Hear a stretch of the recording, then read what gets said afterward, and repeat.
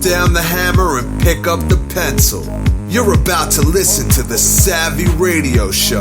Learn from real-life real estate investors, experience revealed with the Savvy Landlord as your host.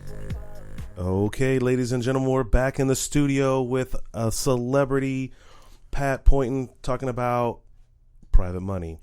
Everybody needs money. I need money. We all need money to buy assets. So we're going to dive right in. There's no introduction. If you listen to the last podcast, you know a lot about Pat Pointon. He has raised over $6 million for his real estate portfolio.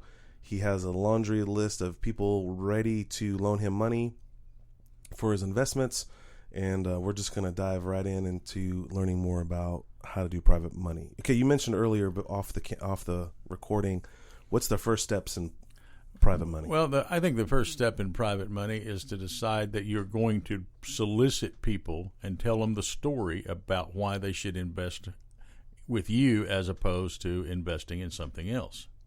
So I think you kind of need to do your homework about what you could borrow from somebody. In other words, you get a subject house, even if you don't own it. This is an example of a house that I'd like to buy. Okay. It's $36,000. I want to borrow $28,000, and here's why it'd be a good deal for you. And write it all out on a piece of paper with a picture of that house and a description and address and so forth, so that you have something to show somebody if they were to ask you, what are you talking about? Okay. And then you get a copy of a note and mortgage. Now, you can go to most title companies, and they'll give you a blank one.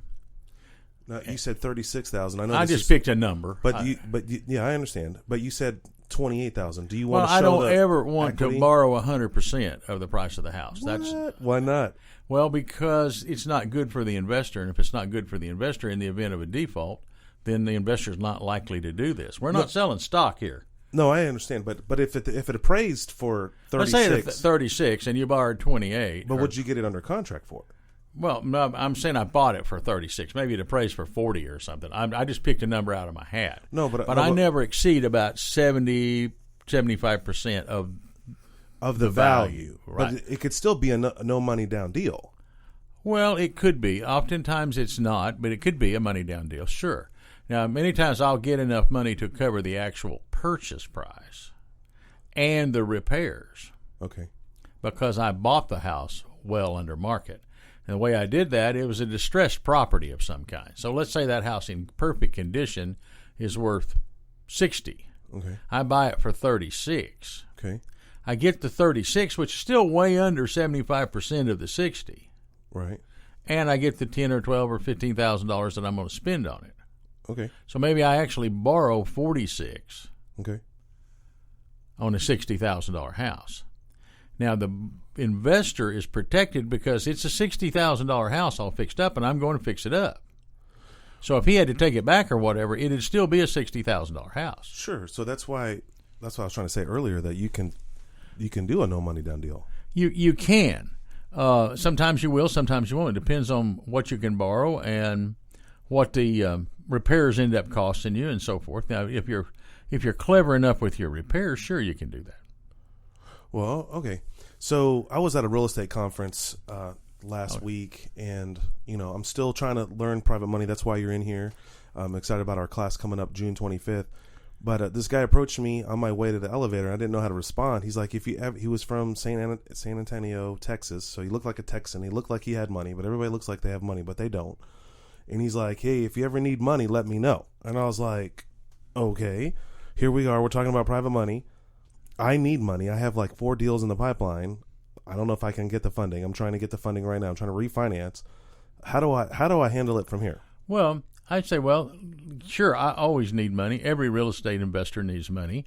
The question is, you and I need to sit down and talk about what you're offering versus what I need, and see if we can work out a fit. Well, why don't you let me buy you a cup of coffee or lunch or whatever, and let's sit down and talk. Now, he may be one of those guys, and there are a lot of them out there, they want to loan it to you at 12 or 15% or something. Okay, they're everywhere. You don't need that. Okay. So I need to convince them or communicate to them, this is a safe investment. Hey, I want to borrow money at 6%, 7%, 8%, maybe even as much as 10%, depending on where you are in the process. Now, let me give you an example of what I mean. When I first started, I was paying 10 and 12%. Okay. Now, the rates were higher than they are today. What were the rates then? Were they still 10, 12? 8.5, 9.5, Okay. 10 maybe. I was paying higher than market. The reason I had no track record. I had to get a few people on board. Sure. And so I started off with a higher rate. And as I built my track record and proved I could do what I'm saying I could do and I could be relied on and so forth, then each time I renewed at a more attractive, more close to market rate. Now today I don't even look at anything over 7, and most of my stuff's at 6.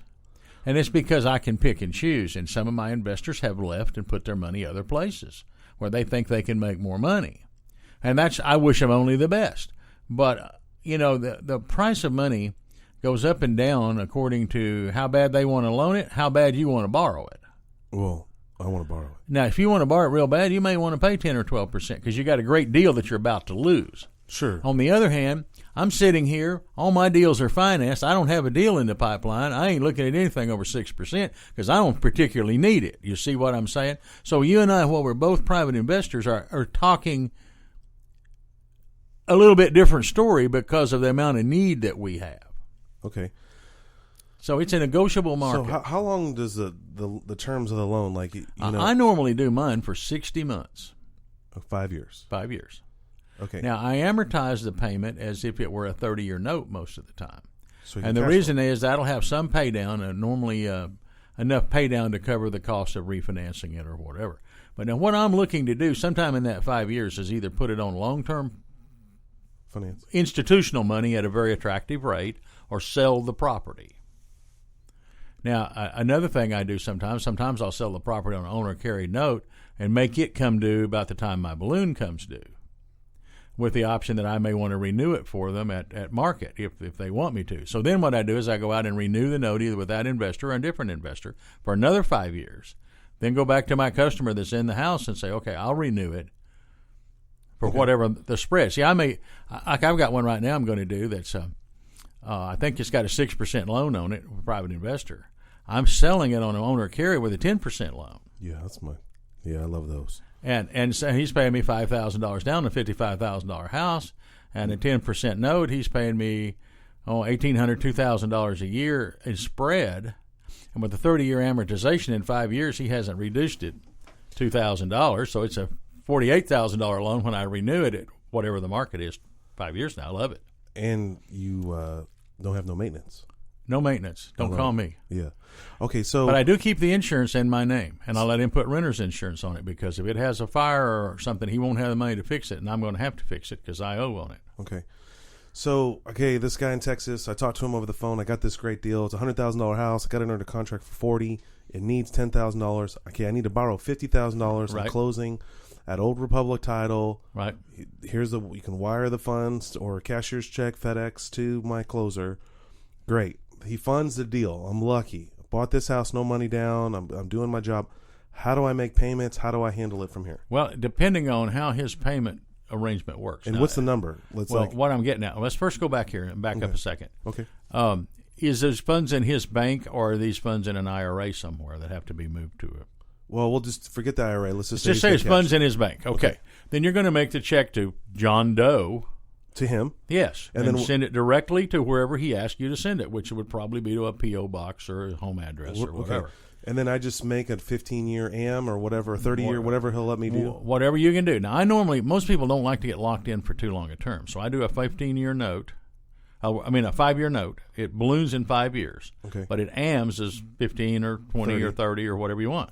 So they're basically on their mind, they're sheltering this $50,000 or $10,000 or whatever the number is. It's a 5 year, like a 5 year CD, right? And it pays out monthly. Exactly. And so, is it simple interest? Yes. Okay. So basically, what you would have in this scenario you just mentioned is we would have a 6% note. Okay. For $50,000 secured by a mortgage on a piece of property. Okay. Of same address. Then the note would say it's a 6% note. It's paid out 60 payments of whatever that calculates out to be, $400 a month, just for argument's sake. Okay.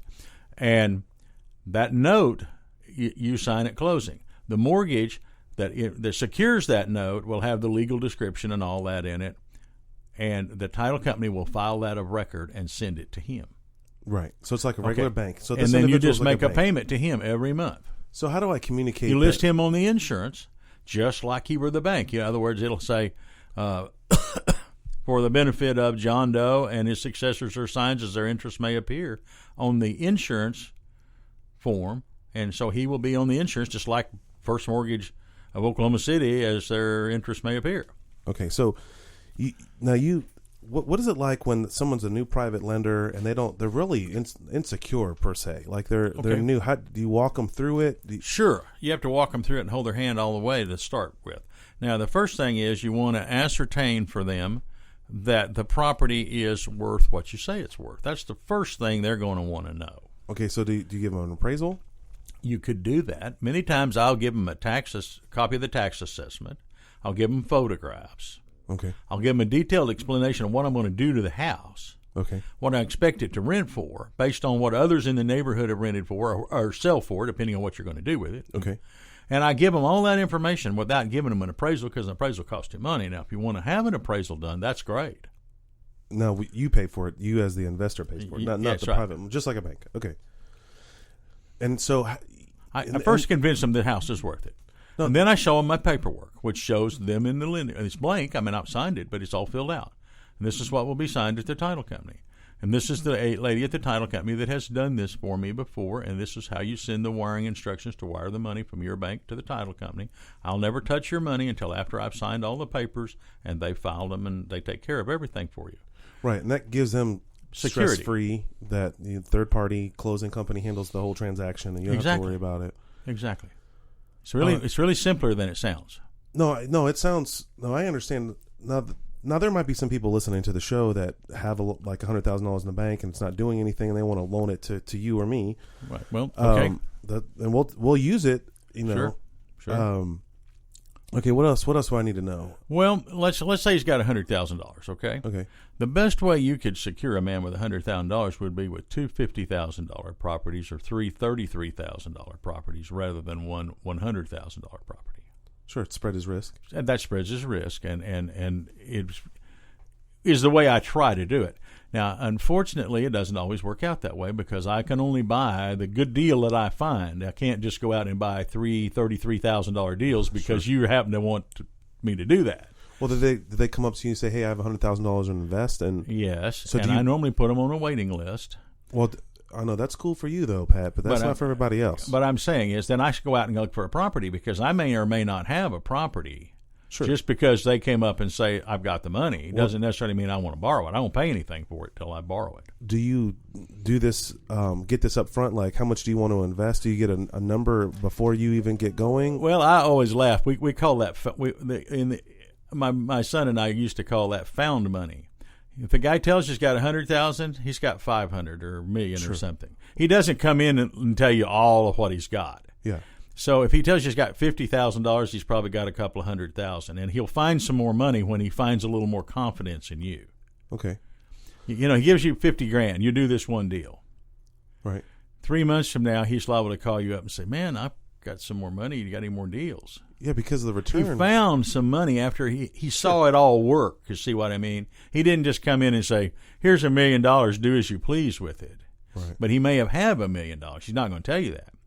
And I wouldn't blame him. I wouldn't if I were in his shoes. What you want to do is build their confidence. And the way you build their confidence is by doing exactly what you say or better. Underperform, underpromise, overdo. Okay. And so how do you show that you have interest into the deal? Do you show them that it through equity? Let's take that. Let's go back to that property. That property, when it's done, is going to be worth $100,000. Okay. All right. So I got 50. You borrowed his 50. Correct. So whatever else is above that in its value belongs to you in the form of equity. That's right. Till you either sell it, rent it, whatever you do with it. So the equity, in essence, is the skin in the game. That's right. Has anyone ever said, "Hey, can you put $10,000 down too?" Or, okay, you're asking him for 50. He's like, "Okay, I'll give you 40 if you put in 10." Has anybody ever said that to you? I can't say that they have, although somebody might. And I go back to what I said a long time ago, SW, SW, SW, SW. Some will, some won't. So what? Somebody else is waiting. Okay. I mean, I would say, that's a great deal. I'll tell my friends to see if any of them are interested. But right now, this is the deal I've got. If you want it, fine. If you don't want it, I appreciate your interest, and I go on to the next one. I write the deal. Okay, you're in control. If I'm not in control, I don't do the deal. Okay, well, that's fair enough. You're the one that found the deal. You're the one that takes the risk putting it together. And if a fella doesn't feel like he wants to go the whole amount, I can understand that. Sure. And I thank him for his time and send him down the road. Okay, you sound confident. Obviously, you've done this 100 times or more. Is there a stream of private lenders, and how do you tap into that stream? Well, no. I tapped into them because I wanted a volume of them. And so I used a local real estate radio show. That's how I tapped into it, because I needed to borrow several $1 million. I didn't want to borrow $50,000 here and $50,000 there because I was buying 2 houses a year. I wanted to buy 15, 20, 30 houses a year. So I had to have a bigger stream of investors than most people that do private money. It can be done with a small amount. It can be done with a large amount. If you're going to do the large amount, you're going to have to find a large amount of people that might do the loan, and that means you're going to have to talk to a large amount of people. Sure. I did that with a radio show. You could do that, like we're doing it here with a podcast, perhaps. I mean, that's a possibility. I'm not sure that would reach people. Direct mail is a good way to reach people. Sure. And the way you would do it with direct mail is you'd put them on an ongoing mailing list. You'd buy a list of people that have the net worth to potentially have some investment money. I mean, there's no use, don't kick this wrongly, but there's no use sending a letter about investing to 18-year-olds that are in their first apartment. They probably don't have any money to invest. That makes sense. If you're investing, you're mailing to the wealthier neighborhoods in town, to people 55 or older, they probably do have some money to invest. Okay. Now, I've talked to a private lender before, and he only wants to loan at 12 months. Okay. Well, he's primarily doing deals where they're fixing the house up and selling it. So that's what his objective is. He wants you to turn the money over. And the reason why? That I don't know what his reason is, because I don't know who it is. But sure. But it's probably that he doesn't want to be locked into. He doesn't like anything about your deal, or he wants to change the interest rate or whatever. Again, he's writing the deal. I'm not going that way. I'm writing the deal. You're in control. Right. So I need to be in control and find the lender, the private lender, that's going to understand my objective. Now, a friend of mine, he's pretty well known in the mortgage business. I won't say his name, so a lot of people would know him. But he says the first place you start is right around you. He said, do you have a father? Do you have a mother? Do you have any brothers? Do you have any sisters? You have any aunts? You have any uncles? Any of them love you? Yes. And he said, that's a nice place to start. Now, I did not do that. I have not borrowed one dime from anybody related to me in any capacity. Now, I haven't even talked to him about it, but many people do. And, it could be an excellent source. I've just never done it that way. But he has had some success at doing that very thing. Now, what I have seen people do with some success is a mailing, as I say, to targeted people. Now, the first mailing generally won't get you anything. Now, isn't there some sort of a law like FCC or that you can't solicit? No. I don't know. I'm not aware of any law. You can mail people anything you want. Right, but I don't think you can strategically. My understanding, and I could be wrong, is that you can't straight solicit someone that you don't know. You have to know the individual. Well, now, laws change all the time. I don't know. What I would think you could probably do is you could probably mail an invitation to these people to come to a seminar. Right. Exactly. But and that's what I would say that you do. Sure. You're not going to get them to read a letter and send you $50,000. I mean, that's just not going to happen. You need to get face to face with them. They need to buy into you. See, one of the things they're first doing is believing you know what you're doing, followed by believing that the property is worth what you say it is. And then they're likely to do it. So what I would do is I would send these kinds of people an invitation, no obligation invitation. I would do a seminar maybe once every month or 6 weeks, and I would probably send out 500-600 invitations expecting to get 20 people. But those 20 people are interested enough to come and hear what you do. Probably there's a loan or two in that deal. And how many did you say you needed? 4. Was that what you said? You had 4 deals working right now? You're right. A couple of investors might do all 4 of your deals. So it isn't like you got to fill the room up with 644 people to get your 4 deals. You see what I'm saying? So let's say you send out 200 or 300 invitations, and what you do is you have a seminar about what you do and explain it as well as you can. Hopefully have testimonials. In your case, since you've got a lot of property, I would have pictures of all the properties I own that's give an idea of who I am and what I do. Okay. I would be shooting for a private consultation one-on-one with the individuals at a later date after the seminar, like the next day or the day after. I would meet them. I would buy them a cup of coffee. I'd take them around. I'd show them some properties. I'd show them the subject properties that you have ready to purchase and why they're good deals. Okay. So it's almost like my bus tour.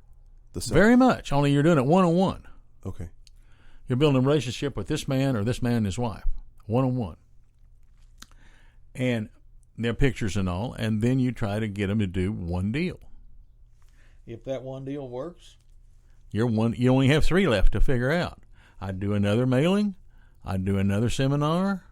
I'd follow up and send the people that came to the first one at least an invitation to a second one to learn even more about what you do. They were interested enough to come once, they may come back. Right.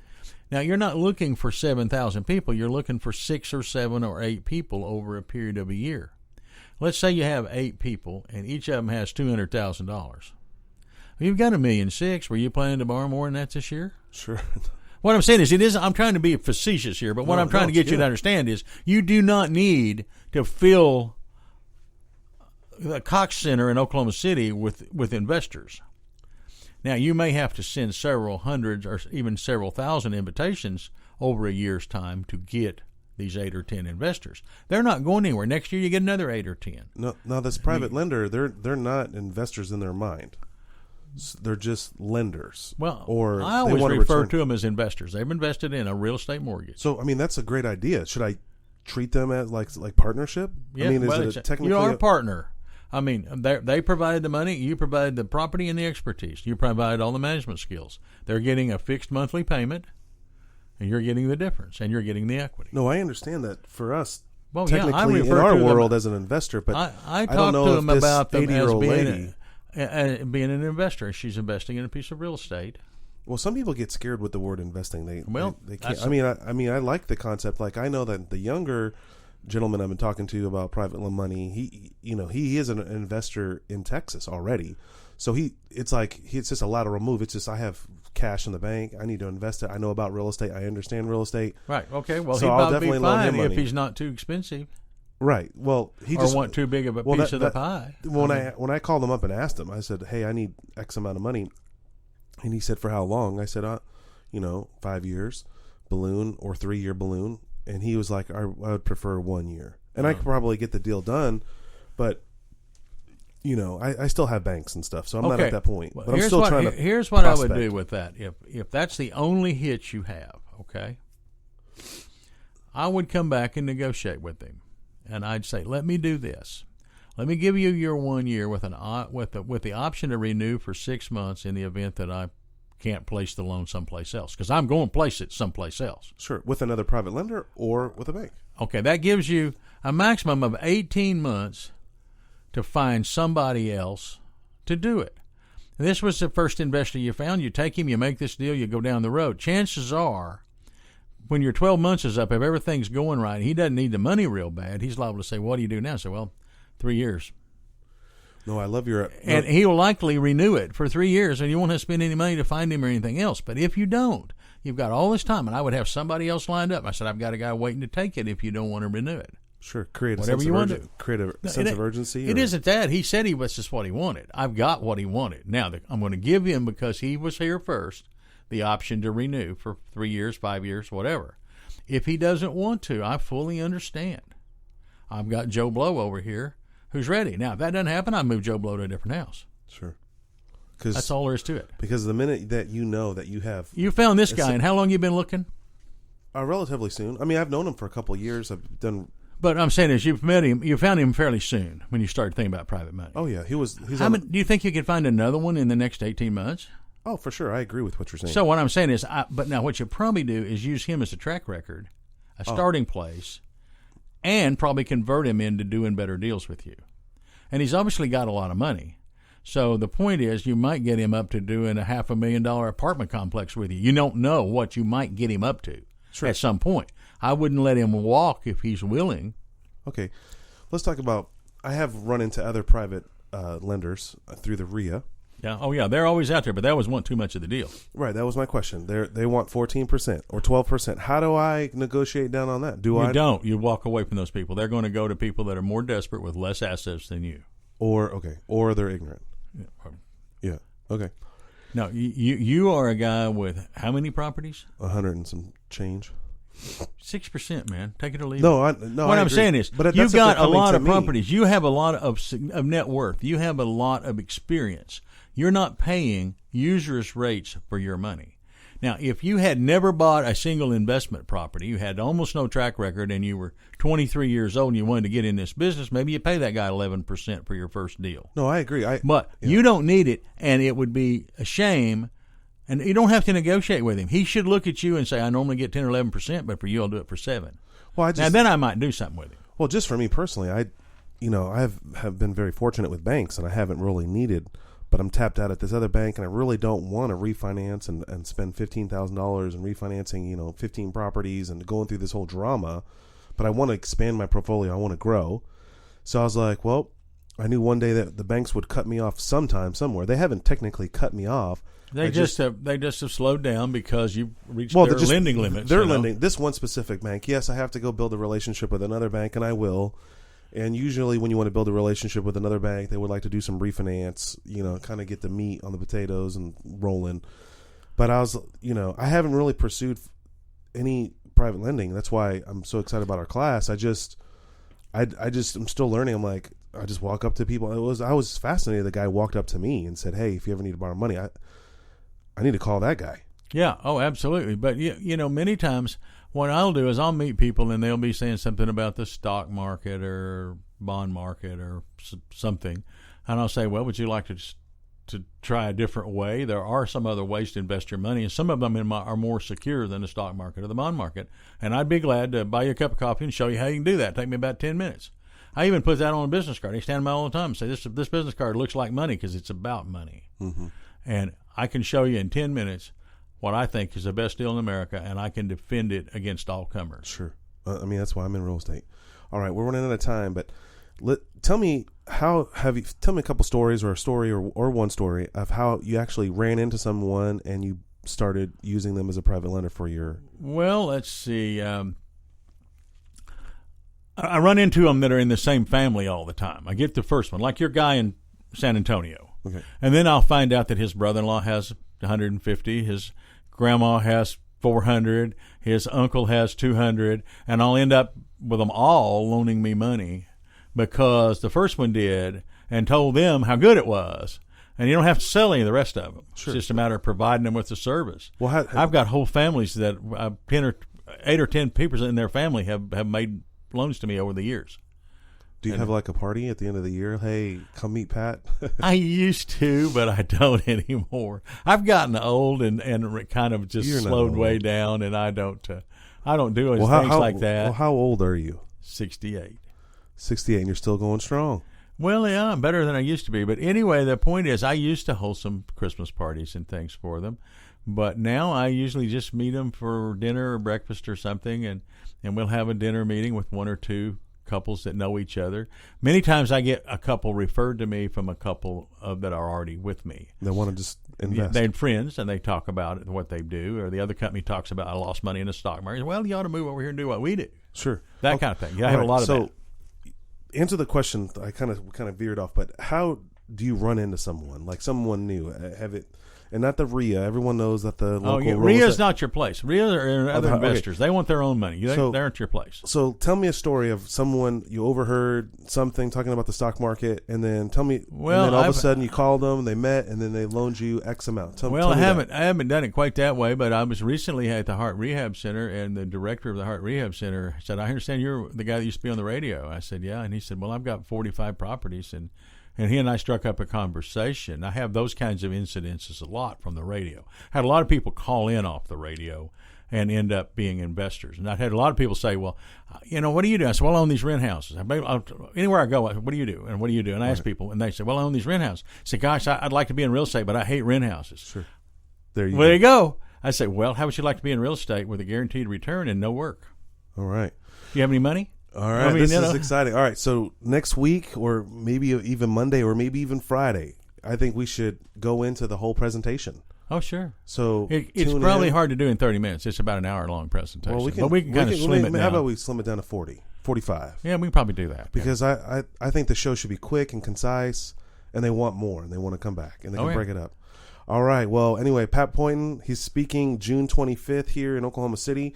And if you want to learn more about private lending, you can also text us at ask545454, and we'll let you know what's going on. If you want to listen to other podcasts that we've had, radio show, and more stuff coming up, go to savvyradioshow.com. Thank you so much, Pat. It's been a pleasure. And to see you in a few more days. All right, take care.